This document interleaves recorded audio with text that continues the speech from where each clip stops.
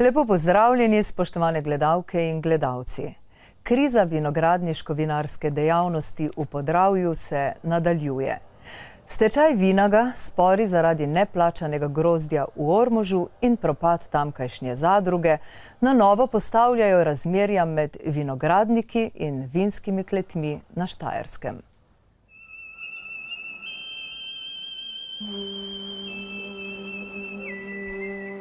V začetku aprila se je s stečajem končalo 2 desetletji dolgo izčrpavanje mariborskega Vinaga. Še pred 4 leti, ko so podjetje prevzeli zadnji lastniki, družina Ivankovih, so napovedovali svetlo prihodnost. Prve obnove so nam načrtovane že v jeseni, torej priprave na obnovo, tako na vinogradniškem kot na sadjarskem delu. Obnova tehnologij pa v bistvu že v poletnem času, ker bi želeli trgatev pričakati že z novo tehnologijo. Proizvodnjo vina so sicer preselili v novo klet na obrobje Maribora. Več kot polovico vinogradov, ki so jih obdelovali, so že lani vrnili v upravljanje skladov kmetijskih zemljišč in gozdov. Tudi načrti za največjo slovensko tunelsko klet, kljub velikemu turističnemu potencialu, stojijo. Najbolje so ga znali izkoristiti v Vinagovi zlati dobi, še pred privatizacijo, ko je podjetje vodil magister Jože Protner. Res pa je, da smo igrali takrat in od leta 1985 do 1992 zasidrali Vinag v, bi rekel, kot neko identitetno postavko Maribora, vinarsko, ob najstarejši trti na svetu z hišo Stare trte, ob vinoteki, prvi vinoteki slovenskih vin v starem vodnem stolpu iz leta 1555 in tam 86-87 z obnovo piramide, ponovno zaseditvijo z vinogradom. 4. punkt je bila Vinagova klet. Zdaj je v kleti ostalo samo 140 praznih lesenih sodov. Da izginjajo in so slabo vzdrževani, je v javnost pricurjalo že v začetku leta. Delavci Vinaga v stečaju pa so ostali brez 2 letošnjih plač, poleg tega jim delodajalec od januarja lani dolguje tudi plačilo prispevkov.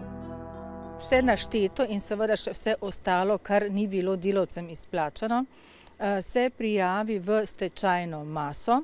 Seveda pa se tukaj postavlja vprašanje, koliko od tega bo poplačano, ker kolikor mi je znano, stečajne mase ravno ni veliko.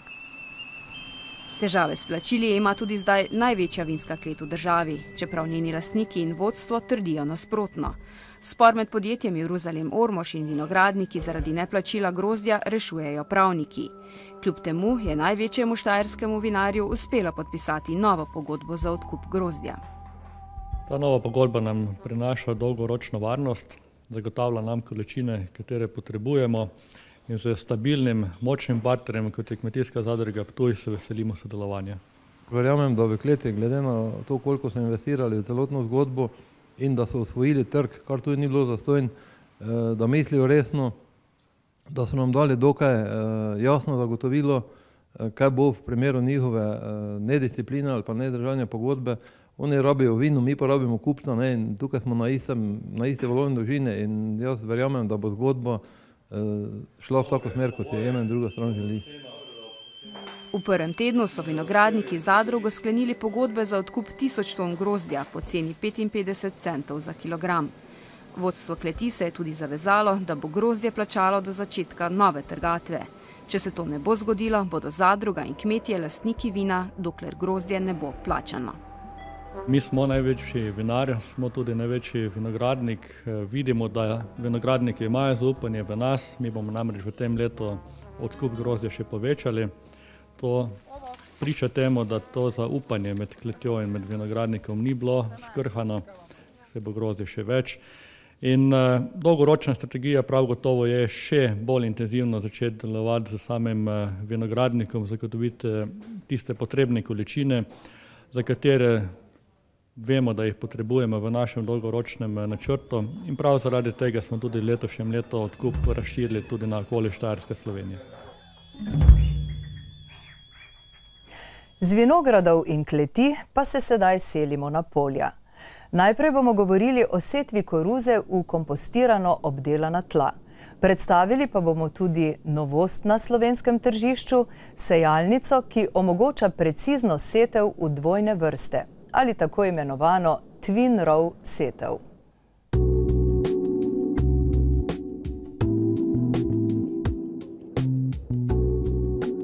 Strokovnjaki Biotehniške fakultete v sodelovanju s poljedelcem Brankom Majeričem pretežno na volonterski osnovi že dalj časa opravljajo preizkuse, s katerimi želijo proučiti kompostirano obdelavo tal kot poseben sistem ohranitvene obdelave tal. Gre za sistem, pri katerem premešamo vrhnji sloj tal z rastlinskimi ostanki samo v zgornjih 10 cm. S tem spodbujamo življenje v tleh, povečujemo, to smo izmerili, tako da že vemo, število deževnikov, pestrost mikroorganizmov, zanima nas, kako se sproščajo hranila in tako naprej. No in vidimo, da je tak sistem, pri katerem porabimo bistveno manj energije in časa, zelo primeren za kmetijsko obdelavo.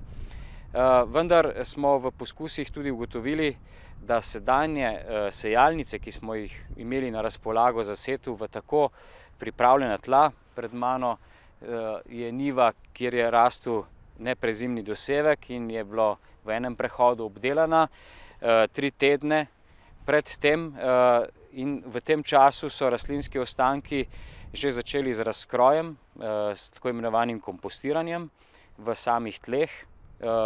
S tem seveda povečujemo vsebnost humusa, vendar v tako pripravljena tla z obstoječimi sejalnicami nismo uspeli kakovostno sejati. Zato smo se povezali še z drugimi podjetji, ki lahko dobavijo primerne sejalnice, in smo zasnovali v bistvu projekt sodelovanja, lahko rečemo, med univerzo, kmetovalci in inovativnimi podjetji. In kot bomo videli v nadaljevanju, pripeljali sejalnico, s katero verjamemo, da lahko uspešno sejemo precizno tudi v tako pripravljena tla, ki niso pripravljena, kot smo bili navajeni v konvencionalni obdelavi, v setveno posteljico ali pa setveno mizo, kot rečemo. Gre za, pri kompostirni obdelavi gre za stroj, ki tla v obliki krožnih elementov nežno privzdigne in premeša tla, prereže, rastlinske ostanke prereže in tla premeša s temi rastlinskimi ostanki. Se pravi, ne gre za obračanje tal, ampak samo za rahljanje in mešanje rastlinskimi ostanki.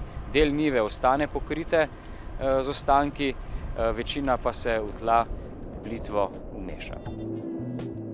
Že pred leti sem spremljal te načine obdelave tal in ko sem ugotavljal ta novi način konzervirajoče obdelave z mnogačno tehniko orodij imenovanimi gruberji, sem opazil, da ta način ni najbolj primeren za nekakšni novi koncept ali prehod v neki spremenjen način obdelave, ki jo imenujemo konzervirajoča ali danes ohranitvena obdelava tal. Po nekaj letih premora sem potem spoznal eno nizozemsko podjetje, v katerem izdelujejo orodja, diskasta orodja. In ta orodja so mi dala nekakšno upanje, da je to mogoče tisti način, tisto orodje, ta princip, po katerem bi pa lahko malo drugače pristopili in bi obdelali zgornji sloj, ker ravno zgornji sloj je na nek način potreben rahljanja, mešanja, kot je bilo že vse to rečeno. In resnično imamo na razpolago ta orodja na dobo 5 let v teh poskusih in prvi rezultati kažejo, da uspešno ustvarjamo pripravo zgornjega sloja tal in to je dejansko prvikrat, da omogočamo primerno pripravljena tla za setev.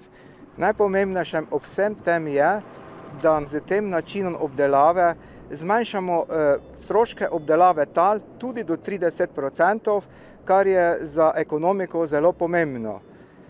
Ob tem, da praktično pridelamo enake pridelke ali morda celo večje. Prvič letos pa bodo na poljih Branka Majeriča zasadili koruzo tudi s sejalnico, ki je novost v Sloveniji, saj omogoča izmenično precizno setev v dvojne vrste. Tule zdaj lahko vidimo in razložili bomo tehnične značilnosti sejalnice za koruzo v twin row sistemu, se pravi, če to slovensko rečemo, v dvojne vrste ameriškega proizvajalca. Gre za 4-vrstno vlečeno sejalnico, ki lahko seje koruzo, sojo, sončnice, tudi sirek.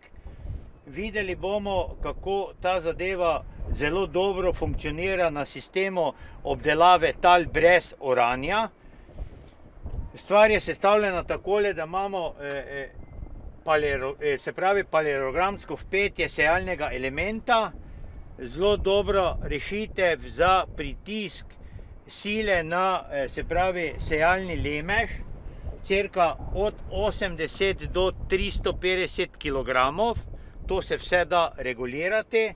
Potem imamo zelo dobro rešeno zadevo za setev v neobdelana tla ali pa v delno obdelana tla z tem tako zvanim kulterjem, ki odpira sejalno brazdico pred sejalnim elementom. Na samem sejalnem elementu imamo nameščene enkrat pod lemežem sejalnega elementa napravo za dovajanje tekočega gnojila, na pritisnem teresu za sejalnim elementom, ko sejalnica spusti seme, imamo nameščeno drugo možnost, kjer lahko insekticid ali gnojilo brizgamo na posejano seme. Zatem prihajajo posebne pritiskalna kolesa, ki so zelo dobro, tehnično rešena z posebnimi verigami, tako da so tla po setvi izgledajo, kot da bi bila pobranana. Sistem izmeta semena je zelo pomemben, gre za tako zvani mehansko tlačni sistem, ali da bodo poznavalci lažje razumeli, če poznate, tisto igro z kroglicami v bobnu, ta zadeva je zelo podobna. V glavnem, sejalnica lahko seje gnojila, ima nešteto različnih variant in upamo, da bo setev v te vrste in ta način uspešna. Tule zdaj smo simulirali setev v twin row načinu koruzne setve. Se pravi, en sejalni element smo namestili tako, da se zdaj to lahko nazorno prikazali pa bomo to izmenično izmetavanje semena. Se pravi, tu imamo seme, tu je seme, tu je seme, tu je seme, tu je seme in tu je seme. V bistvu gre za tako zvano izmenično izmetavanje semena, kar pomeni, da vsaka rastlina dobiva svoj rastni prostor, kar vpliva na razvoj korenin, na razvoj cele rastline in na koncu na pridelek, ki je po podatkih lahko od 7 do 17% višji. Poleg vseh ostalih naštetih prednostih te sejalnice, menimo, da je vredno poudariti to, da gre za stroj, ki ga lahko uporabijo vsi. Ta sejalnica, ki jo tukaj vidimo, omogoča setev v slehernem tipu in načinu obdelave tal. Torej podpira obdelavo tal popolnoma brez oranja, podpira ohranitveno kompostno obdelavo tal, za katero smo mnenja, da je najbolj primerna za nas tukaj v Sloveniji, in tudi enako tako podpira setev v konvencionalno obdelana tla. Vredno tudi poudariti, da proizvajalec te tehnike, tudi inovator te tehnike, je leta 2010 v Ameriki opravil en mega poskus na 200 kmetijah in rezultati so bili presenetljivi. Torej, zvišal se je pridelek samo z dejstvom, da so uporabili sejalnice twin row od 10 do 17%. Od takrat se v Ameriki noben več ne sprašuje, na kateri način sejati, in je zelo zgovorno dejstvo, da 92% tistih, ki gojijo koruzo, sojo ali pa sončnico, sejejo v sistemu twin rowa. Za konec lahko povem, da imamo raziskave, da raziskujemo te način obdelave brez oranja že praktično 14 let zdaj. Začetki raziskav segajo pa že prej, že v sredino 90-ih let. In razvoj gre počasi, ampak z veseljem ugotavljamo, da tudi v Sloveniji večja podjetja in bolj napredni kmetovalci že razmišljajo in že delajo tudi na ta način. Tako da verjamemo, da smo zdaj v pravem času združili sile in da bomo lahko naredili pomemben napredek v poljedelski proizvodnji v Sloveniji. Na Dravski naplavini pred Ormožem je nekaj 10 pridelovalcev zelenjave. Med njimi je tudi Željko Krabonja, ki že skoraj 2 desetletji dokazuje, da lahko z voljo in trdim delom razviješ uspešno kmetijsko dejavnost na majhni površini. Ob tem pa ustvariš tudi kakovostno delovno mesto.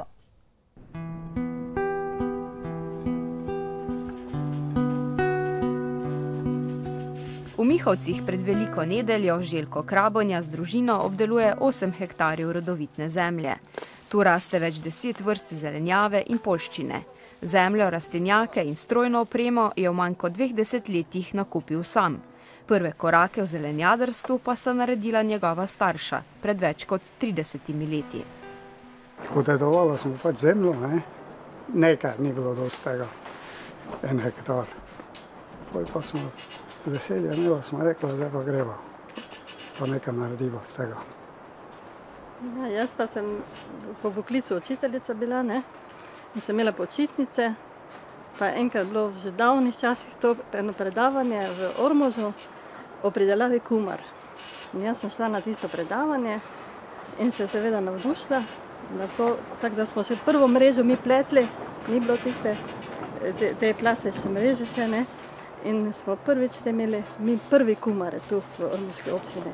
Tako da so pospeševalci hodili k nam pa se učiti, pa vse skupaj smo delali in tako smo začeli. Te smo prvo leto prodajali na drogo, te pa smo rekli, pa probajmo enkrat na tržnico s tem, Kmalu so poleg kumar začeli gojiti še druge vrste zelenjave. To je pritegnilo Željka, ki je po končani srednji kmetijski šoli na Ptuju počasi, a vztrajno širil pridelavo.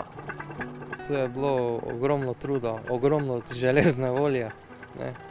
Nekako še ti pol spostaviš proizvodno na cirka z poljščinami verjetno nekje na 8-9 hektarjih, opremiš kmetijo z mehanizacijo in s tem sporedno tudi skrbiš za družino in da tudi tam tisto področje ni zanemarjeno, potem ni kar enostavno.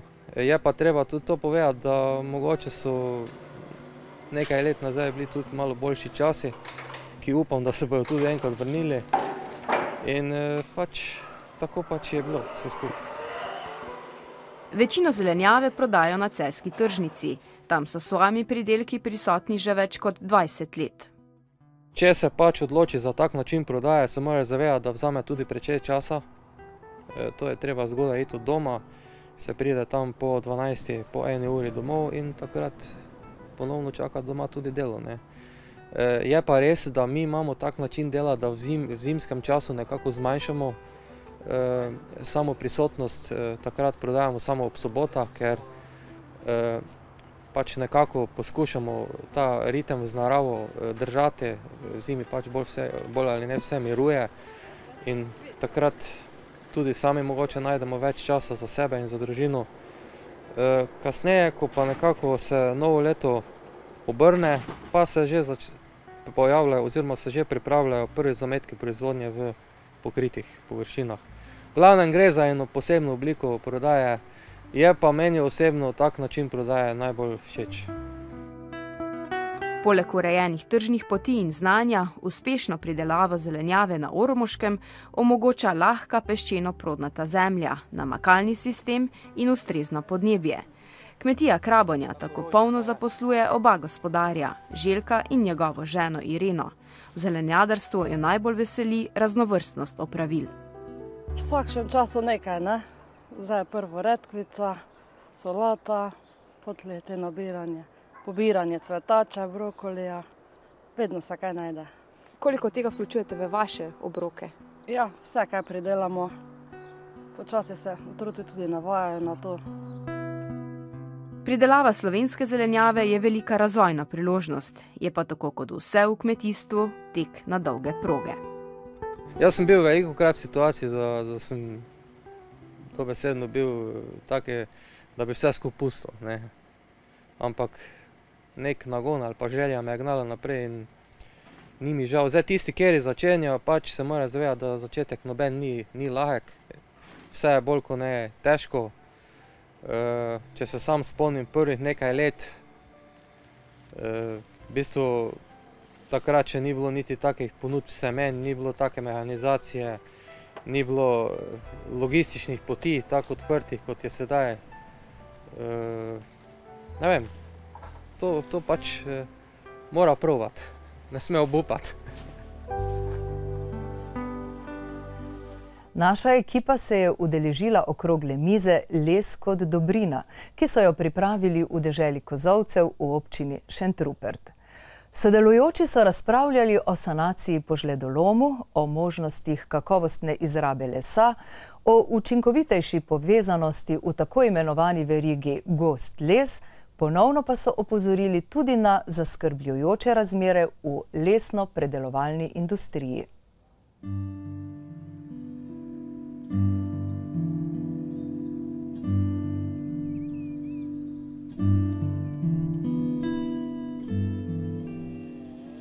Po sanacijskem načrtu po žledolomu bo potrebno posekati okoli 9 milijonov 300 tisoč kubičnih metrov lesa.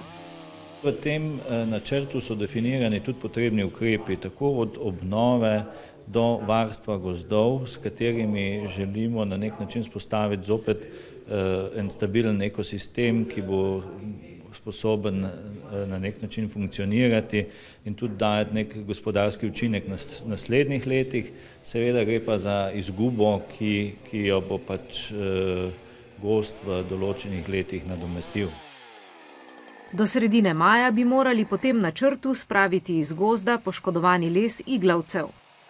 Toplo vreme, ki je bilo predvsem v konec marca, je ta obseg populacij podlubnikov še povečalo in s tem na nek način ta problem še povečalo. In sicer podlubniki lahko napadajo iglavce, ki so oslabljeni do te mere, da niso več sposobni se braniti, in to pomeni razvoj populacije podlubnikov, ki bo vplivala na gozd tudi v prihodnjih letih. Sanacija poteka, vendar ne dovolj hitro, da bi bili lahko tudi podlubniki do 15. maja pospravljeni. Na oddelku za gozdarstvo in obnovljive gozdne vire na Biotehniški fakulteti se raziskovalno ukvarjamo z problematiko, kaj narediti v primeru nekih večjih ujm. Ugotavljamo, da pravzaprav celotna stroka danes ni sposobna reagirati pravilno ali pa ustrezno v kakšnih večjih naravnih ujmah.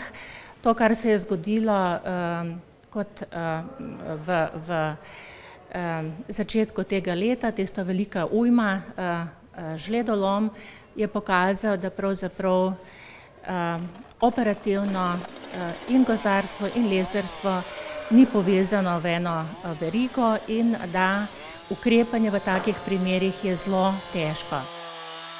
Medtem ko še ni odločeno, kako bo organiziran holding, ki naj bi skrbel za odkup velikih količin lesa, ki ga bo treba pospraviti iz gozda zaradi žledoloma, je že sedaj očitno, da lastniki gozdov in strokovnjaki med seboj niso dosegli učinkovitega dogovora. Se mi ne zdi smiselno ustanavljati eno novo podjetje, firmo, holding, kakorkoli se bo že imenovala, ali tudi ta javno podjetje, če imamo mi že celotno infrastrukturo. Ta celotna infrastruktura je pa predvsem v mislih imam zadružno zvezo. Imamo zadruge, ki že vrsto desetletij odkupuje les.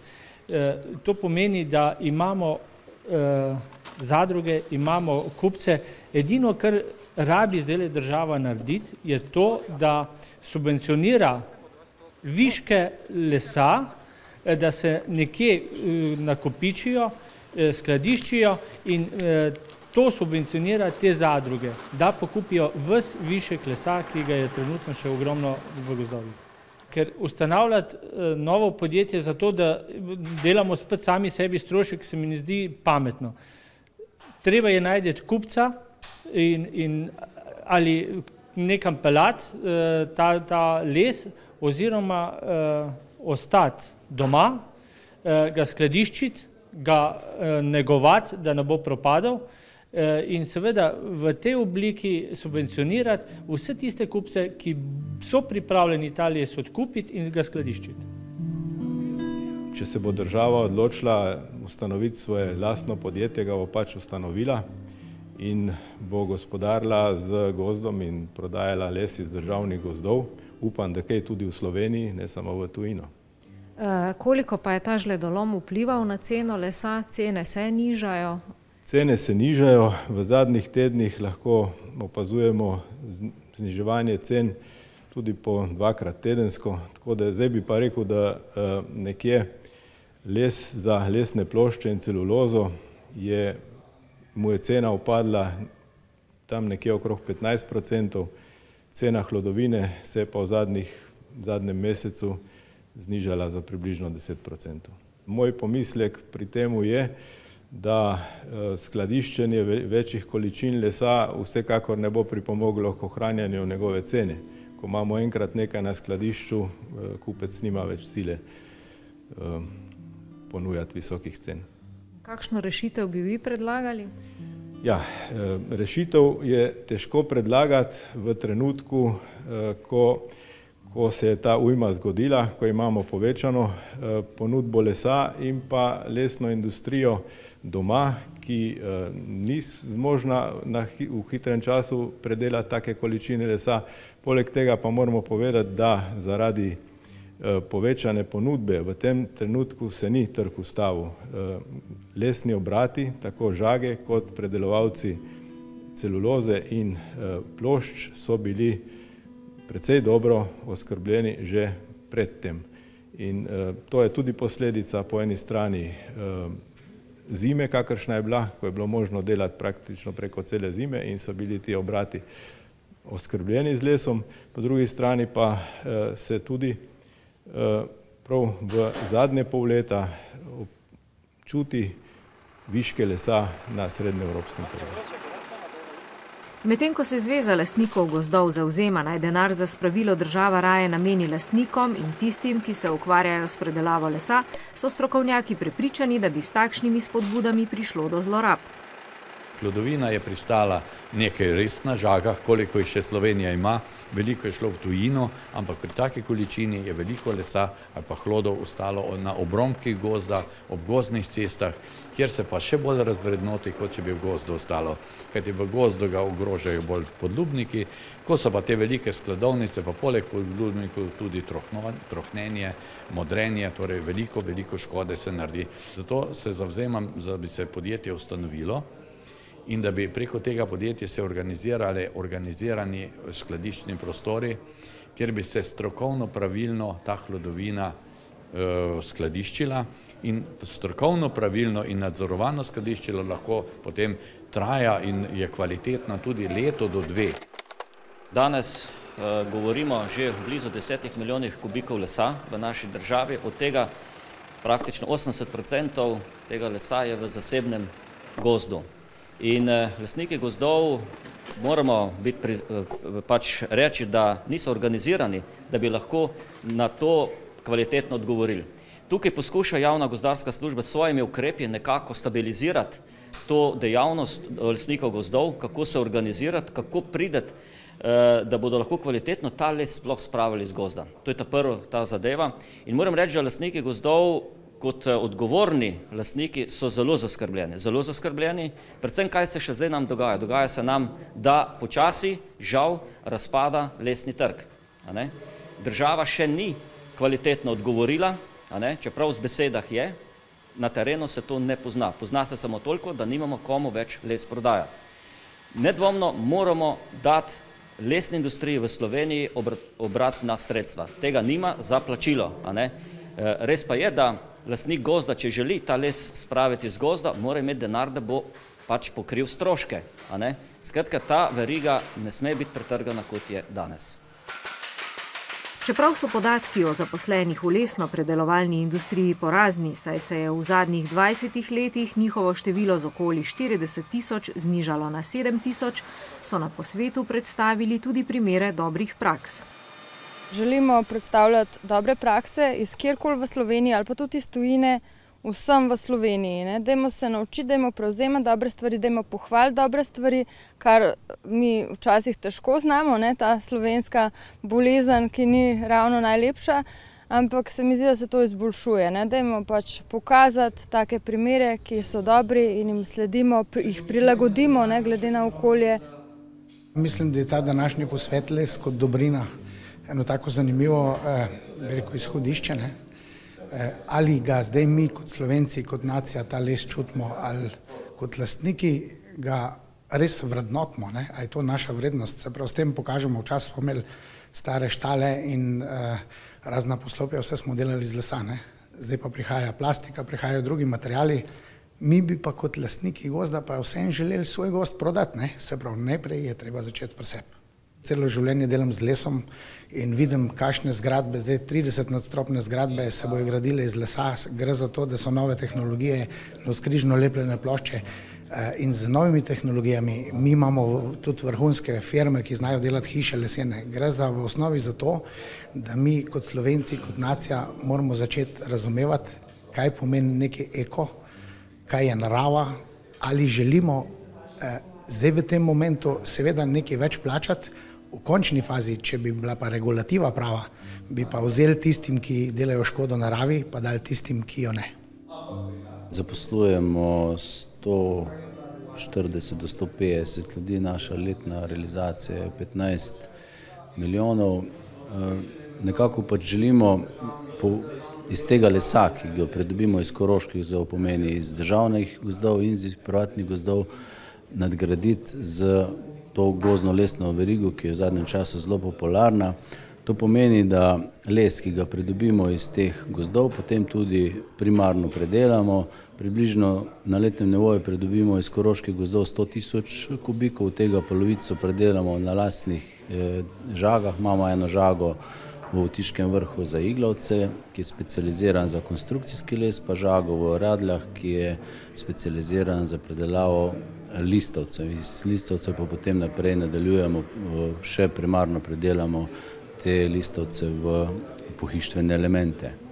No, v zadnjem času pa smo ta konstrukcijski les nadgradili še z izdelki iz lesa in sicer se ukvarjamo z izdelavo lesenih masivnih hiš in sicer ukvarjamo se res samo z masivno gradnjo po 3 sistemih, se pravi klasični sistem z lesene masivni objekti iz brun, potem sistem žebljanih konstrukcij, pa ta sistem, ki je danes tudi najbolj popularen, to so križno lepljene plošče, iz katerih se pač potem sestavljajo ti objekti. Po projektu Dežela kozolcev, s katerim načrtno ohranjajo leseno stavbno dediščino, so v občini Šentrupert zavzemanje za smotrno izrabo lesa nadgradili še z energetsko izrabo lesa. V Šentrupertu spodbujajo tudi tako imenovane zelene naložbe. Nov vrtec so zgradili iz lesa, energetsko pa so prenovili tudi tamkajšnjo osnovno šolo. Trenutno Energetika Šentrupert upravlja s kotlovnico na Dobu, kjer ogrevamo celoten kompleks zaporov. S tem smo pač, bom rekel, naredili neko sinergijo med lokalno surovino, državo kot pač zapori in dejansko se ta lokalna surovina uporablja za gretje in denar ostaja v lokalnem prostoru, ne kupuje se več kurilno olje, s tem so prihranki in na energiji in na energentu in ostaja pač v lokalnem okolju. Niste zagovornik neposrednega subvencioniranja tistih, ki predelujejo les, ampak za sistemsko rešitev, da se jim dolgoročno pomaga. Kako? Kaj naj rečem, v Jugoslaviji sem jaz živel in takrat je bilo Ministrstvo za gozdno in lesno industrijo. In takrat je bila lesna panika najbolj cvetoča. Ko smo se pa osamosvojili, ta prvo so dejansko lesna podjetja začela propadati in dejansko zato, ker nismo dali te panogi mesta v politiki, kot gre. Treba bilo naravnati torej našo industrijo po danostih Slovenije. To pomeni, nimamo rodnin, tudi premoga kvalitetnega nimamo energije. Edino, kar imamo les, ki ga z malo energije lahko pridelamo v izdelke in tem izdelkom je treba dati isto boniteto, tudi razne oprostitve in tako dalje. Ampak do tega lahko pridemo, če imamo sogovornika na vladi, do teh rešitev. Prepričevati vlado brez lesnih strokovnjakov je težko. To pomeni, kot imamo gozdarsko službo, kot imamo resor za gozdarstvo, ribištvo, kmetijstvo in tako dalje, bi morali imeti resor za lesarstvo in tam zaposlene strokovnjake z področja lesarstva. Trenutno tam ni nobenega lesarja, sprejemajo se pa ukrepe, ki še zdaleč niso umni in niso po meri Slovenije in tudi ne po meri lesne industrije. V Avstriji je les strateška surovina že desetletja. V javnih naročilih načrtno spodbujajo rabo in izrabo lesa. Mislim, da 4 lesne inštitute imajo v Avstriji, 4 ali 6. Mi nimamo niti enega, samo oddelek, kjer kadre sicer izobražujemo vrhunske, ki najdejo pa delo v tujini. Torej, popolnoma bi mogli v razvoj vlagati, kajti les je tako odličen material, iz njega lahko naredimo popolnoma primerljiv od betona in tako dalje s sodobnimi tehnologijami. Ker teh nimamo, se to dogaja v Avstriji in potem mi to tehnološko predelan les uvažamo v Slovenijo, tako da marsikatera lesena hiša je dejansko nastala v Avstriji, bila krojena tam, sem je prišla pripeljana in postavljena. Je pa žalostno to, da je dejansko iz slovenskega lesa, ki je najdopot na njihovo predelovalno industrijo, tam se obogatil, dal najvišjo dodano vrednost, pri nas pa še ukvarjamo z krojenjem oziroma z temi manj vrednimi dejansko deli. Spoštovane gledalke in gledalci, ob koncu današnje oddaje Ljudje in zemlja smo. Želim vam uspešen delovni teden in vas v našo družbo ponovno vabim prihodnjo nedeljo. Nasvidenje, do takrat.